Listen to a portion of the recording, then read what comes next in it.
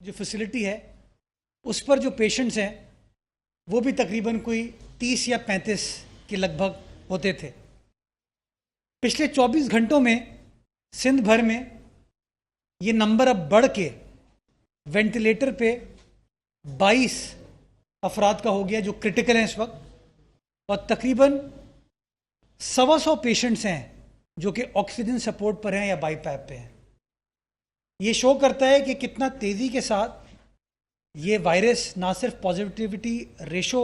में तब्दीली लेके आ रहा है, बट उसके साथ साथ अब थोड़ा हमारे अस्पताल पर भी दबाव बढ़ना शुरू हो गया है। मैं पिछले कई रोज़ से आप दोस्तों के ज़रिए शहरियों को मुखातिब होकर ये रिक्वेस्ट कर रहा हूँ कि हमने अपनी मामूलात ज़िंदगी में बेपनाह रिलैक्स हो गए हैं। हमने मास्क पहनना बिल्कुल ख़त्म कर दिया है। चाहे हमारी कोई समाजी सरगर्मी हो, कोई और सरगर्मी हो, हम मास्क नहीं पहन रहे। और ये बुनियादी वजह है इस कोरोना वायरस के फैलाव का, जिस तेज़ी से ये इस वक्त मुल्क भर में फैल रहा है। तो एक बार फिर मैं शहरियों से मुखातिब होके ये गुजारिश करना चाहूँगा कि मास्क को ज़रूरी तौर पर पहने। जिन लोगों ने वैक्सीन अभी तक नहीं लगवाई वो वैक्सीन फौरी तौर पर लगवाएं, और जिनका बूस्टर शॉट ड्यू है वो अपना बूस्टर शॉट भी लगवाएं। वैक्सीन वाफिर मकदार में अस्पतालों में, वैक्सीनेशन सेंटर्स में अवेलेबल है शहरियों की फैसिलिटेशन के लिए। डॉक्टर्स ये बताते हैं, और बहुत सारे, जिस तरह मेरे जानने वाले पिछले दिनों कोरोना वायरस पॉजिटिव हुए, आपके जानने वाले भी कुछ हुए होंगे, कुछ सीनियर सियासतदान भी कोविड पॉजिटिव हुए हैं। और अगर आप उन सब से बात करें तो सब आपको बता रहे हैं कि वैक्सीन ने काम किया है, कि उन्होंने चूंकि वैक्सीन लगवाई है, वैक्सीन उनको लगी हुई है, बूस्टर शॉट उनको लगा हुआ है, तो उनको सिम्टम्स कोई इतने संगीन नहीं हो रहे, सिवियर नहीं हो रहे, माइल्ड सिम्टम्स हैं। और वो फिर जो डॉक्टर्स का एडवाइस किया हुआ क्वारंटीन पीरियड है वो ख़त्म करने के बाद रिकवरी की तरफ जा रहे हैं। तो मैं आप तमाम दोस्तों से ये रिक्वेस्ट करना चाहूँगा कि तमाम टीवी चैनल्स पर, मीडिया हाउसेस पर, सोशल मीडिया प्लेटफॉर्म्स पे इस बात को हमें दोहराने की ज़रूरत है कि वैक्सीन काम कर रही है, और जिनको भी अल्लाह ना करे ये वायरस वापस लग रहा है, वैक्सीन की वजह से उसको सिम्टम्स हल्के हो रहे हैं। इसके साथ साथ बदलती हुई सिचुएशन की वजह से कुछ फैसले पाकिस्तान भर में होने जा रहे हैं, और मैं अपने सूबे के हवाले से आपको बात बताना चाहूँगा। एनसीओसी ने कुछ रिकमेंडेशंस तमाम सूबाई हुकूमतों को कन्वे की थी, और हमारे पास भी वो आई, जिसके हवाले से अब से कुछ देर बाद इंशाअल्लाह नोटिफिकेशन भी इशू कर दिया जाएगा। और फैसला ये किया गया है, एनसीओसी ने जो रिकमेंड किया है, कि उन शहरों में जहाँ पे पॉजिटिव केसेस का तनासुब 10% से ऊपर है, वहाँ पर इनडोर सरगर्मियाँ जो हैं उन पर पाबंदी लगाई जाएगी, और इस पाबंदी का इतलाक 24 जनवरी से होगा। यानी कि आज नहीं, 24 जनवरी से इसका इतलाक होगा। बुनियादी तौर पर इनडोर जो सरगर्मियाँ हैं उनके ऊपर सख्ती की जाएगी, क्योंकि वहाँ से एक बड़ा फैक्टर है इसके फैलाव का, जिसके अंदर चाहे सोशल गैदरिंग्स हो, रेस्टोरेंट्स की,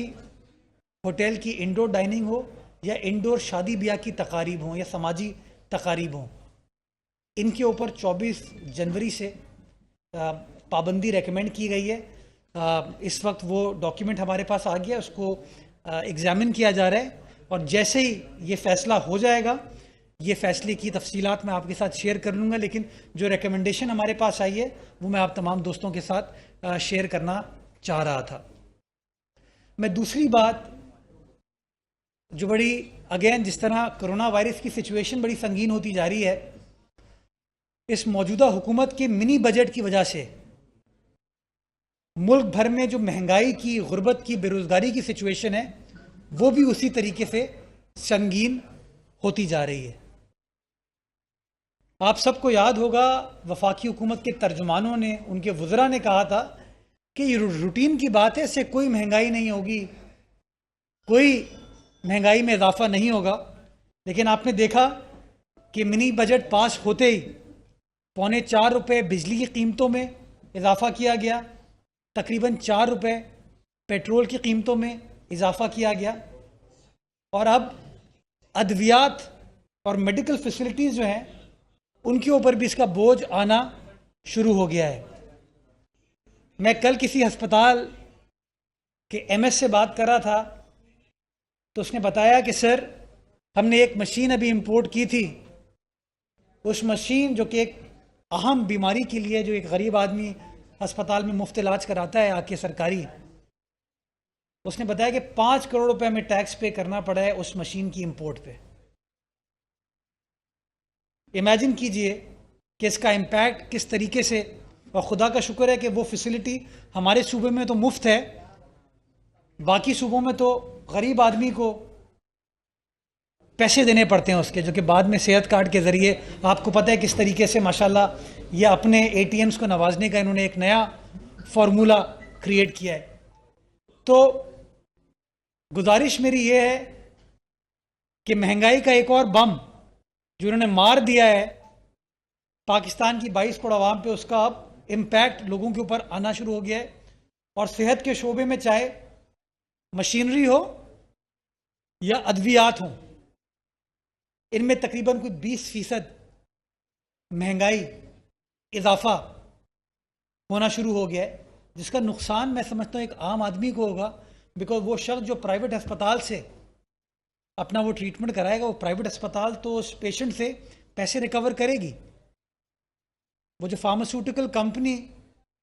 उस दवाई को या तो इंपोर्ट कर रही है, मैन्युफैक्चर कर रही है, या उसका रॉ मटेरियल इंपोर्ट करती है, इस महंगाई की वजह से उसको तो कोई फ़र्क नहीं पड़ेगा। वो आपसे, मुझसे, जो जो दवाई खाने वाले लोग हैं, जो पेशेंट्स हैं, उनसे उसको रिकवर करेंगे। मैं समझता हूँ ये एक बहुत बड़ा इंसानी अलमिया जन्म लेने जा रहा है इनकी नाअहली की वजह से, इनकी गलत बयानी की वजह से। दूसरा, मैं गुजारिश ये करना चाहूँगा कि इमरान खान साहब बार बार अपने आप को ग्लोबल वार्मिंग, क्लाइमेट चेंज के एम्बेसडर कहते हैं कि मैं बड़ा मुकदमा लड़ता हूँ इसका। अब इनके कौल व फेल में क्या तजाद है कि अपने आप को ग्लोबल वार्मिंग, क्लाइमेट चेंज के एम्बेसडर कहते हैं और कहते हैं कि मेरी हुकूमत एनवायरनमेंट फ्रेंडली हुकूमत है। और जो मिनी बजट के जरिए फैसला किया जा रहा है,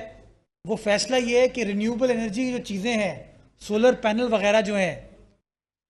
उसके ऊपर इजाफी टैक्स लगाया गया, और अगेन तकरीबन कोई 20% उसकी कीमतों में इजाफा होगा। अब गरीब आदमी मजबूर है, या आम आदमी मजबूर है, वो कहते हैं मुझे बिजली तो आप दे नहीं रहे, मुल्क के हर हिस्से में लोड शेडिंग हो रही है, आप अंदरूनी सिंध जाएं, आपको अंदाजा होगा कि लोग किस कर्ब से, किस तकलीफ से गुजर रहे हैं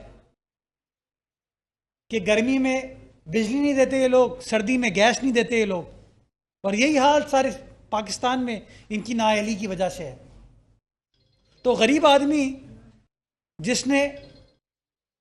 अपनी बिजली की झंझट से निकलने के लिए फैसला किया था कि मैं सोलर पैनल छोटे से अपने घर पे लगा लूंगा ताकि घर का पंखा, लाइट वगैरह जल सके, जिस गरीब आदमी ने फैसला किया था, छोटे जमींदार ने, कि मैं अपना ट्यूबवेल पानी के हवाले से उसको मैं सोलर पैनल पर लेके जा रहा हूं, क्योंकि बिजली तो सरकार दे नहीं रही, और जो दे रही है वो इतनी महंगी है कि एक आम आदमी उसको अफोर्ड नहीं कर सकता। तो अब वो इस कशमकश का शिकार है कि वो कैसे इस महंगाई का सामना करेगा। और अगेन समझने की ज़रूरत यह है कि जब वो महंगी चीज़ खरीदेगा तो जो काश्त वो कर रहा है, जो सब्जी वो उगा रहा है, जो बाकी चीज़ें वो कल्टीवेट कर रहा है, उसकी कीमतों में इजाफा होगा, जिसका खामियाजा पूरी कौम भुगतेगी। इसी तरह हर चीज़ में इन लोगों ने अवाम का इस्तेहसाल किया है। आखिर में मैं एक बार फिर इस बात को दोहराना चाहूँगा और फख्रिया कहना चाहूँगा कि हमारे सूबे में ऐसे अस्पताल, ऐसा हेल्थ नेटवर्क हमने इस्टेब्लिश किया है जहाँ पर पाकिस्तान भर से पेशेंट्स का मुफ्त इलाज हो रहा है, अच्छा इलाज हो रहा है, चाहे वो NICVD की शक्ल में हो, जिन्ना अस्पताल की शक्ल में हो, SIUT इंडस हॉस्पिटल की शक्ल में हो, NICH की शक्ल में हो। इन लोगों ने अपने सूबों में, अपने वफाक में जहाँ इनकी हुकूमत कायम है, वहाँ पर अपने हेल्थ के निज़ाम को ठीक नहीं किया, जिसकी मिसाल ये कि आज सारे सूबों से लोग हमारे सूबे में आते हैं अपना मुफ्त इलाज करने के लिए दो वजूहात की वजह से। एक कि इलाज मुफ्त होता है और दूसरा ये कि इलाज अच्छा होता है। 60-70 लाख रुपए का जो ट्रांसप्लांट इस्लामाबाद में पिंडी में होता है, अगर वो गंबट में मुफ्त हो जाता है, या 20-25 लाख रुपए का जो कार्डियक केयर का खर्चा आपको लाहौर में करना पड़ता है, बहावलपुर में करना पड़ता है, मुल्तान में करना पड़ता है, अगर वो शक्कर खैरपुर 7 में हो जाता है, तो लोग मुफ्त होने की वजह से और अच्छा होने की वजह से हमारे सूबे का रुख करते हैं। और नंबर 2 ये कि आप 8 साल से इक़्तिदार में खैबर पख्तूनख्वा में और 3.5 साल से आप पूरे पाकिस्तान पे बराजमान हैं। आप अपने अंडर चलने वाले अस्पतालों को ठीक नहीं कर पाए और आपने इसका बरमला इत्तफाक कर लिया जब आपने सेहत कार्ड अनाउंस किया कि आप प्राइवेट अस्पताल का रुख करें, यानी कि जो आपके दोस्त यारों के अस्पताल हैं उनको अब पेमेंट हुकूमत पाकिस्तान, हुकूमत पंजाब करेगी ताकि आप